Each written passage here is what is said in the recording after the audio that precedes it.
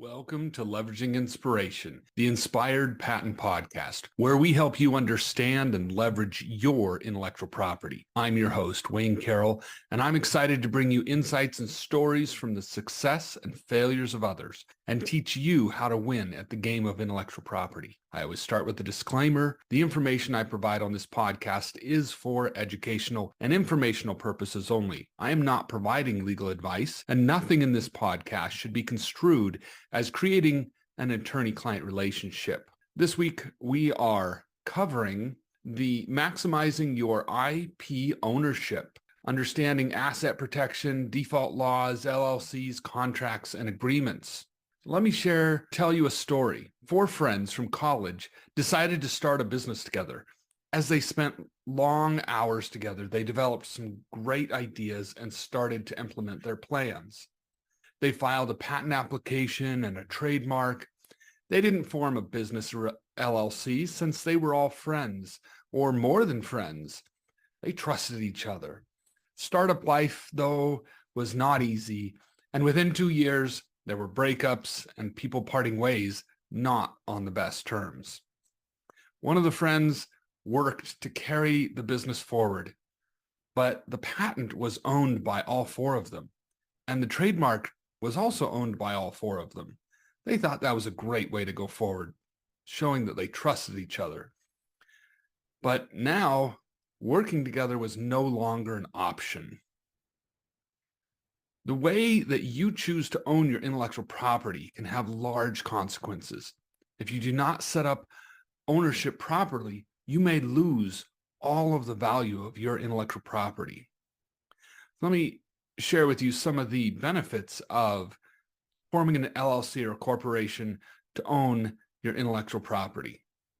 So in the story above, if the 4 friends had formed a company and had assigned those intellectual property rights to the company, then when they parted ways, the only issue really then is ownership of the company. And if those assets can go forward, then there's still some potential for the company.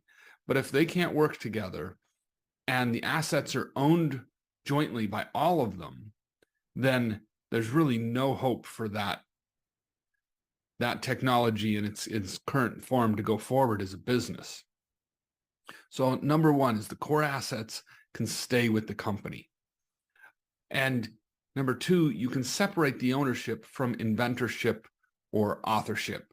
With a lot of, in academia, when you go to get a PhD, publishing is everything. And there's really politics around who gets to be put as an author on a paper. Now, this is completely different than inventorship. Inventorship is actually a legal term when it comes to filing a patent application. Who the inventor is a legal determination. If you get that wrong, then you potentially can invalidate your patent or cause major problems down the road. So in that first story, the one inventor and business owner of the friends, he can't just take the other people off the patent. If they actually were inventors, and there's been a filing saying there's inventors, so it's really a messy problem to try to say someone's inventor, then take them off when you're not on good terms. You're just inviting a lawsuit. So being clear from the start that it's not about who gets their name on a patent. It's about ownership and control and being able to help the technology go forward. With a LLC or corporation, of course, another benefit is risk protection. LLC stands for Limited Liability Company, and corporation also has that limited liability where the risks that the business is taking, if that becomes a problem, if somebody claims they've been hurt, they can go after the business, but not the owners of the business. Even if you are the only owner, they still can only go after the business if you set everything up properly. Another advantage is it's easier to license the intellectual property or to sell the business when it's in an LLC. And that kind of goes into the fifth one that's very, very similar. The investors who, if you go down that route of you want investors, you want to have them be a part owner with you, they're going to require that the assets, that intellectual property, is in the company that they're investing in. And really, I've heard that for startups, they call them for the early investors are the 3 F's: your friends, your family, and any fool who will loan you money. And but even when dealing with those, it's better to have a company. And also I would recommend that you talk to an attorney before you have anyone be an investor in the business, even if they're friends or family. You want to make sure you aren't violating any securities laws. Once you start selling ownership in your company, you're selling a security, and there's strict laws around that. There are plenty of exceptions, but you have to know what those exceptions are and stay within them. So another advantage of having an LLC is succession and estate planning. A lot of times people start businesses and they don't step back and take some time to look down the road.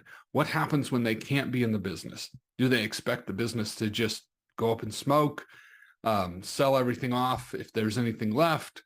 And sometimes that's the reality. If it's a service-based business, if you're a small law firm, you kind of expect it's just going to fold up. But if you are building something bigger, if you're building something that you want to last beyond yourself, you really want to make sure that you set things up properly, that the assets are in that company so that it can have those. And that's kind of estate planning too, is if your family's going to get the benefit of the value of that company, it's much easier if the intellectual property assets are in the company and not owned by you personally, if the company is going to go forward and monetize, make money, sell, license that intellectual property. Another reason is tax benefits. There are R&D tax credits. There are different things that it makes sense to put the intellectual property together in one place to be able to handle that. Another reason is assets for funding and financing. When you secure your trademark, when you have an issued patent, you can use those actually as assets in some cases to help get funding for your business when you need to raise some capital. And if you can borrow money and secure it by some of your property, which can be intellectual property, that's often cheaper in the long run than bringing in investors and having them hand you money and say, you know, I want this back, and I want a lot more of it back in the future. A bank says, you know, we just want our percentage we agree to, and you do that. But investors often want, they're actually looking for, if you're talking about angel investors and venture capital, they're looking for about 30 times return on their money. They want to see a company that's going to grow from, you know, if they're going to invest $1 million, they want their $1 million to be worth 30 million when they exit. And they want that in 5 to 10 years. So, I mean, it's great if that works out and you ride high, but it's also a ton of pressure. And in the long run, that's very expensive capital. Also, forming an LLC or a corporation gives you more credibility with your customers. And another reason is it simplifies bookkeeping. So with the story we had, those friends, and that is based on some people I actually knew.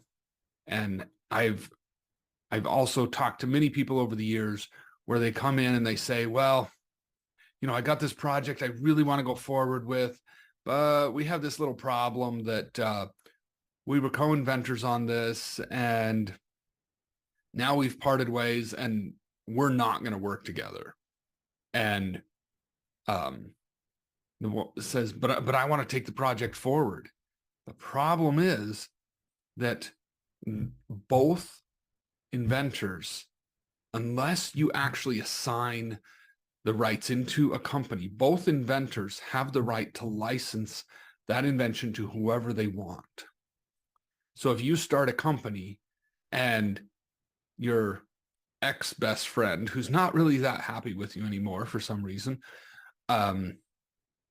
says, well, I'm going to go to your competitor and I'm going to license them for a real cheap deal just to hurt you. That can happen. And so those are some of the things. And I know a lot of times people say, well, I trust my best friend with my life. Well, I don't need to set up anything complex with them. One of the questions is, okay, you trust your best friend with your life. What about your best friend's mother or your best friend's wife or your best friend's children? Those are the people that might end up owning your best friend's portion. And if you set things up ahead of time, they might end up with some ownership, but they won't necessarily end up with some control. Also, if you set things up even further, we're not getting into this today, but you can have agreements where when he passes away or gets disabled somehow, for some reason has to step out, there's insurance there to buy the other person out rather than liquidating the business. If the business is worth 10 million and you each want 5 million out of it, and one of you needs to exit or exits this world, you don't have to come up with $5 million to buy them out. You can have insurance that actually does that. And that makes sense when you have it in a business. So some of the steps when you're planning is determine your long-term plan for the business. Think about the ways you can monetize your intellectual property and work with professionals and get agreements signed. So each business is unique and will need individual professional advice for planning and ownership. I'm Wayne Carroll, and this is Leveraging Inspiration.